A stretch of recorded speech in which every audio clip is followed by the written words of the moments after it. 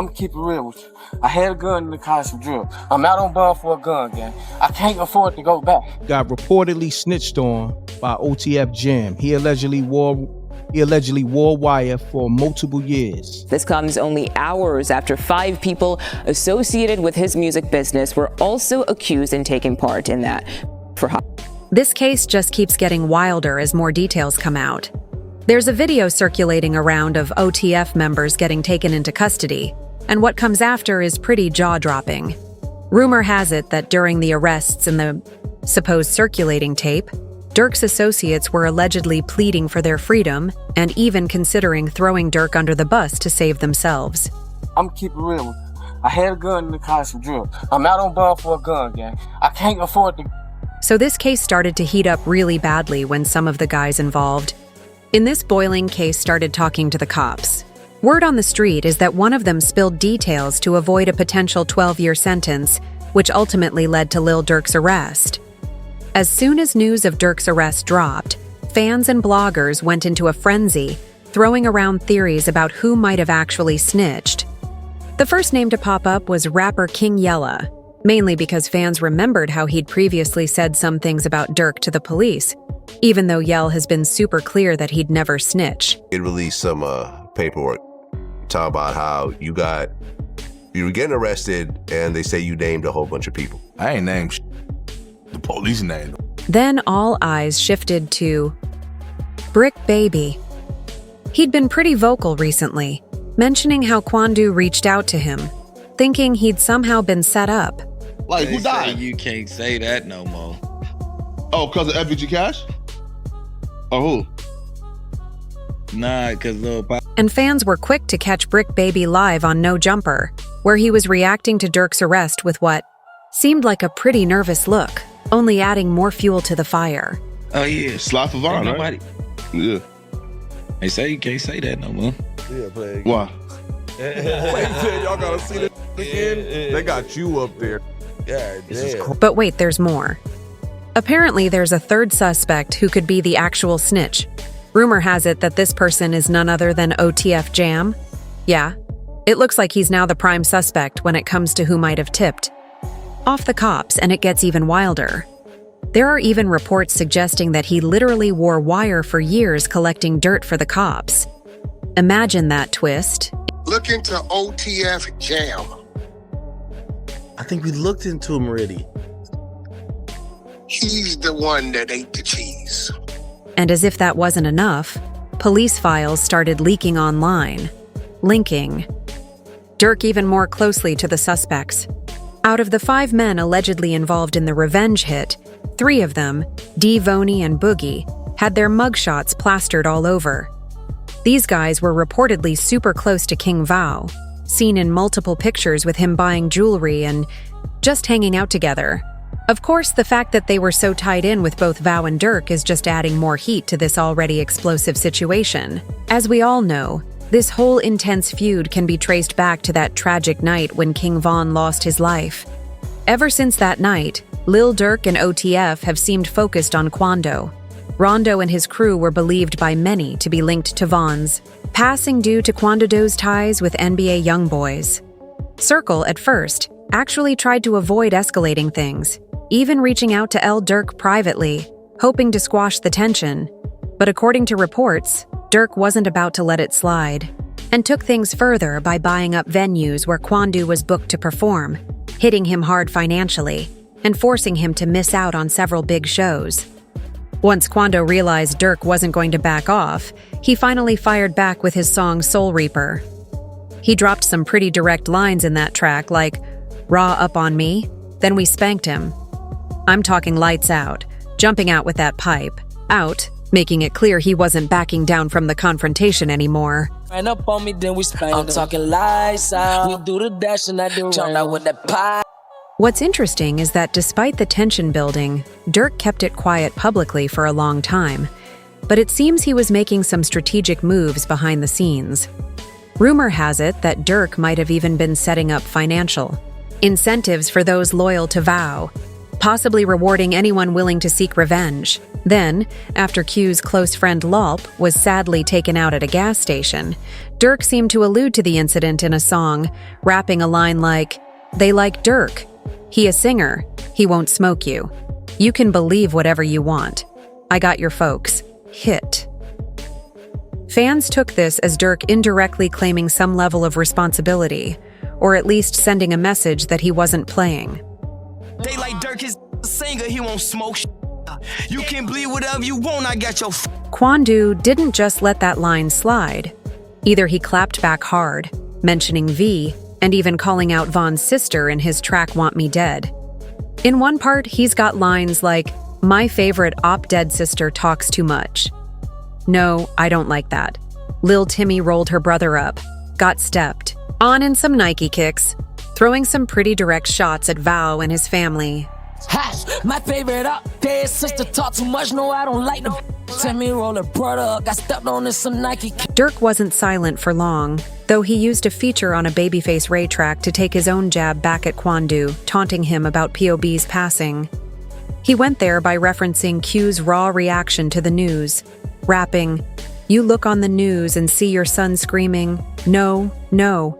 It was a heavy line, especially since the whole internet had seen that video clip of Quando visibly heartbroken, crying, and shouting out on the sidewalk after hearing about PB's tragic death. Now diving into the timeline that led up to PB's loss.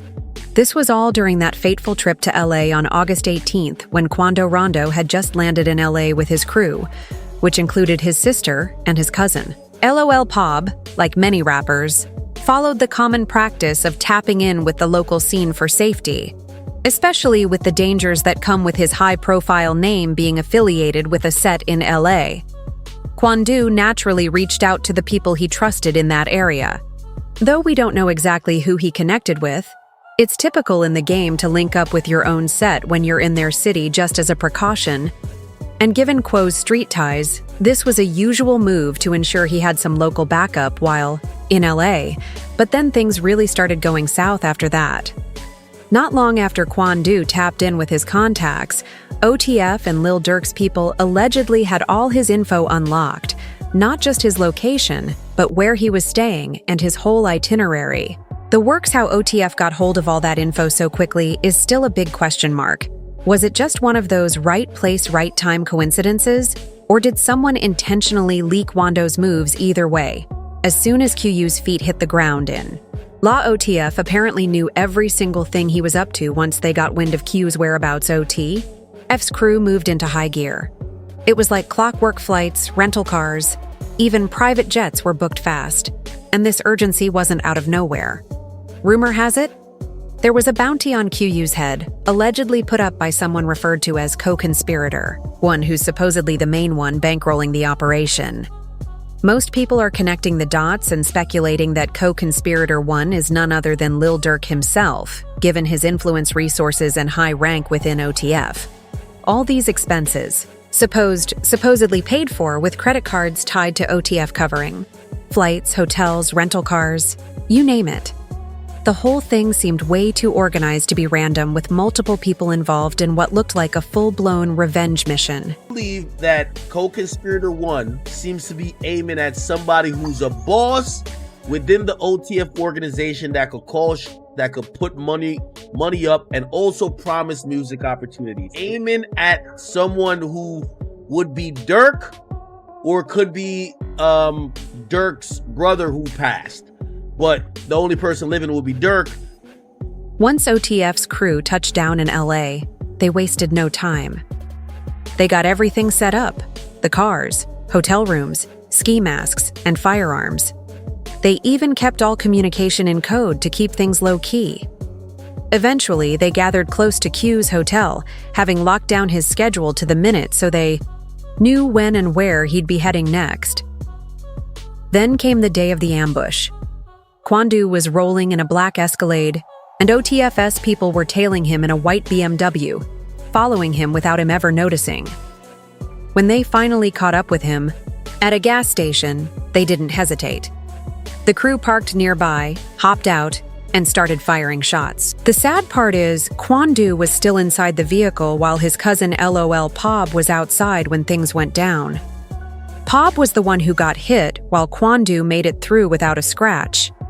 The plan had backfired in a way because their actual target, Quando, managed to escape unharmed, but his cousin didn't survive the attack. Shots fired, a fight taken to the streets, and this chaotic scene, the ending of a shooting that started in Los Angeles, California. Sheriff's deputies pulling out a man who had been shot in an SUV. Savannah rapper Quando Rondo, a passenger in that car, frantic. After the hit, OTF's crew gathered at a food spot to sort out the finances, talking about how they'd split up the money from this mission, who'd get what, and after settling everything, they didn't waste time getting out of LA. They headed right back to Chicago. As soon as things were squared away, Lil Durk, however, had made sure to keep himself out of any direct links to the operation. He reportedly told his crew, "Listen, even if you're using OTF credit cards, don't book anything under my name, my family's name, or anyone who's even remotely connected to me." Durk's whole strategy was to stay as far from the official paper trail as possible. And the only reason we know he specifically instructed co-conspirator 3, who many think might be working with the feds now, to avoid using his name, is that this same person was tasked with booking a private jet for OTF. Durk made it clear no names that could lead back to him keeping himself out of the picture as much as he could. Once the crew got back, payments were handled by another OTF member. Likely OTF, he was in charge of making sure everyone involved got their cut and stayed quiet so that Durk wouldn't have to get involved directly. And for a while it seemed like everything had gone off without a hitch. But then someone started talking, and that's where OTF Jam comes into play. Now, here's the backstory. On Jam, he was arrested for an attempted back when he was just 17 and served 12 years before finally getting out in March 2022, only a few months before LOL Poe's tragic passing. While it's still unclear exactly what Jam's role was, he was closely tied to OTF and was involved to some extent in what went down after the hit. Everything seemed to be falling into place. Everyone got paid. Fans had no clue what happened, and it seemed like they'd actually pulled it off. But then just a few months later, in March 2023, Jam got picked up on a gun charge. This new case landed him back in custody, and with the thought of doing another long stretch in prison, Jam decided he wasn't about to go down again. So he started talking to the feds, giving them enough pieces to start pulling together what happened and build a solid RICO case with Jam. Now cooperating, the feds had what they needed. They began piecing together who made the calls, who was in the car, who booked the flights, everything.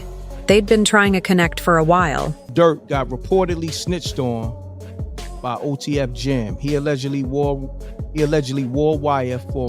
Durk, though, apparently saw this coming. Rumor has it he anticipated the feds might try to swoop in and make an arrest, even suspecting it might happen at his birthday bash concert in Chicago. But that night the feds held back, likely to avoid making a scene at such a big event, and a few days later, the arrest started, all tied back to Lil Poe. Now things are looking pretty tense for Durk. The feds have more details linking the dots than ever before, and while Durk managed to keep his name off any official paperwork, the pressure is on.